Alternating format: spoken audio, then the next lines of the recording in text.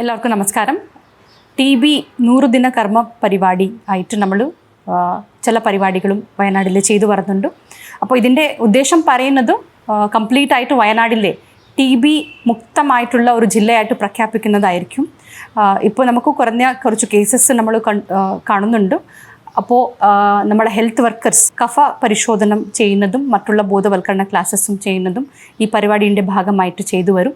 അതിലെ പൊതുജനങ്ങളുടെ ഒരു നല്ല സഹകരണം നമ്മളെ ഹെൽത്ത് വർക്കേഴ്സിനെ കൂടെ, അതുപോലെ തന്നെ ഇതിനെ ആയിട്ട് വർക്ക് ചെയ്യുന്ന മറ്റുള്ള പ്രവർത്തികളും ചെയ്യുന്ന വർക്കേഴ്സിനെ കൂടെ ഉണ്ടായിരിക്കണം.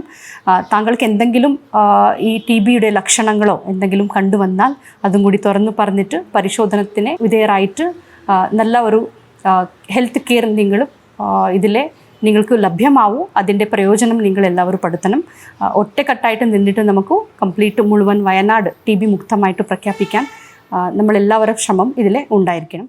നമ്മൾ TB നിർമൂലനത്തിൻ്റെ ഭാഗമായിട്ട് നിക്ഷയ മിത്ര പറഞ്ഞിട്ട് ഒരു പരിപാടി ചെയ്തു വരുന്നുണ്ട്. ഇതിലെ TB രോഗികൾക്കും ആവശ്യമായിട്ടുള്ള ന്യൂട്രീഷൻ സപ്പോർട്ട് നമ്മൾ ചെയ്യും. ആഹാര സാധനങ്ങളും മറ്റുള്ള സപ്പോർട്ടും നമ്മൾ ചെയ്യും.